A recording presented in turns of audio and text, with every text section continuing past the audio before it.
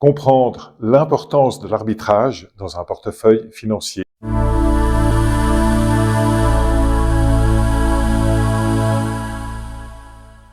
Et là, vous voyez un phénomène magique. Malgré une absence de croissance du prix, le portefeuille affiche un rendement de 1,8%. Au début, lorsque j'ai commencé à investir, je pensais qu'il fallait savoir identifier les meilleures actions ou appliquer les stratégies de momentum ou de spéculation les plus performantes. Avec les années, je me suis rendu compte que ce n'était pas vrai, car les cycles économiques changent et personne ne parvient à les prédire. Une action qui avait bien performé au cours des 10 dernières années peut soudainement chuter tandis que d'autres actifs retrouvaient de la vigueur. Alors, étant donné qu'on ne peut pas prédire l'avenir, il est essentiel de construire un portefeuille composé de plusieurs classes d'actifs qui s'équilibrent mutuellement et permettent à l'ensemble de résister à toutes les phases économiques. Charles Gave et Ray Dalio ont identifié 4 phases économiques ayant un impact significatif sur les classes d'actifs. Il se base sur 2 critères, la croissance économique et l'inflation.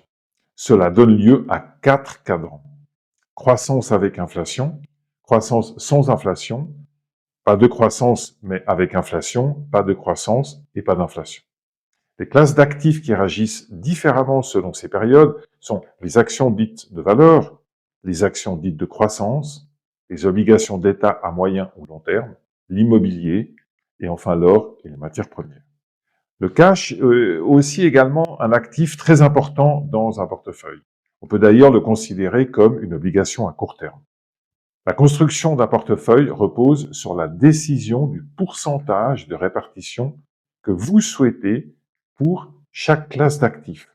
Ensuite, un arbitrage est effectué tous les 3, 6 ou 12 mois pour rééquilibrer le portefeuille selon les proportions initialement fixées. L'arbitrage consiste à vendre les actifs qui ont monté pour acheter ceux qui ont baissé. Cette approche peut sembler anodine et même contre-intuitive, s'avère globalement plus robuste. Elle permet de lisser les rendements et de diminuer la volatilité de votre portefeuille. Car c'est lors des baisses que nous sommes amenés à faire des erreurs et à ne pas dormir la nuit. Portfolio arbitraire est votre compagnon et votre boussole d'investissement. Il vous permet de créer différentes stratégies et il calcule dans votre monnaie de référence les arbitrages effectués, c'est-à-dire le nombre d'actions à vendre et le nombre d'actions à acheter pour chaque ligne. Dans cette vidéo, nous vous présentons un outil de simulation avec un actif virtuel et du cash, afin de vous aider à comprendre l'impact de l'arbitrage. Vous constaterez que selon les conditions du marché, l'arbitrage peut améliorer vos rendements ou en cas de baisse, limiter vos pertes.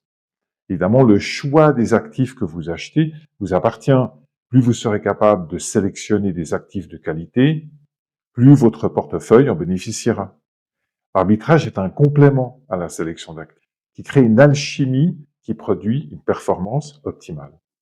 Allez go, on regarde le module. Le module de simulation vous permet de comprendre l'impact de l'arbitrage et de vous aider à définir les ratios de répartition dans votre portefeuille.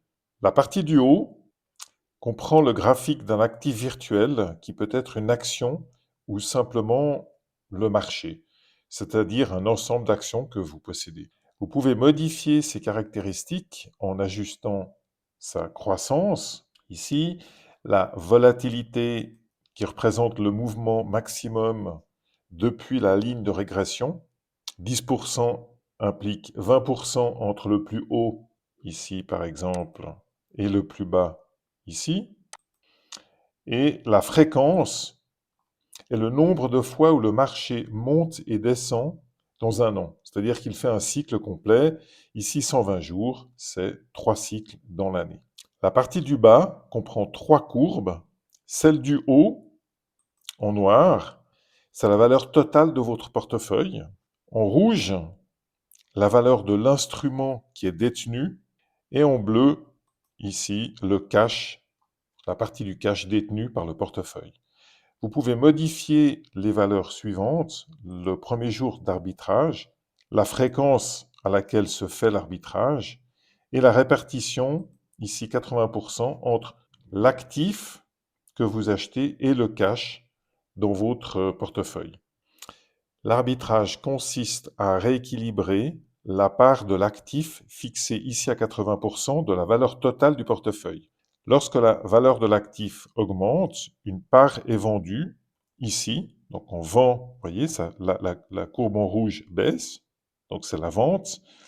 Et le cash qui est encaissé fait monter la partie cash du portefeuille. Maintenant que vous avez compris ce module de simulation virtuelle, on va jouer un peu.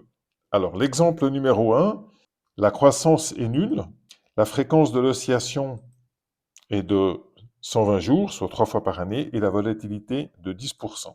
Et là, vous voyez un phénomène magique. Malgré une absence de croissance du prix, le portefeuille affiche un rendement de 1,8% et une volatilité réduite de 8% au lieu de 10 du marché. C'est-à-dire que entre le plus haut et le plus bas, ce n'est pas 20%, mais 16%. Ces 4% peuvent faire la différence sur l'impact émotionnel ressenti. On se sent généralement plus à l'aise si l'on perd moins que le marché. Cela montre que grâce à l'arbitrage, il est possible de générer un rendement dans un marché stagnant. L'exemple numéro 2, on a une croissance qui est toujours nulle, mais une oscillation qui dure une année avec une volatilité plus importante de 15%, c'est-à-dire 30% entre le plus haut et le plus bas du marché pour finalement arriver à la même valeur que le début de l'année. Et on remarque que malgré un marché stagnant, le portefeuille affiche un rendement de 1,1% avec une volatilité réduite de 12%.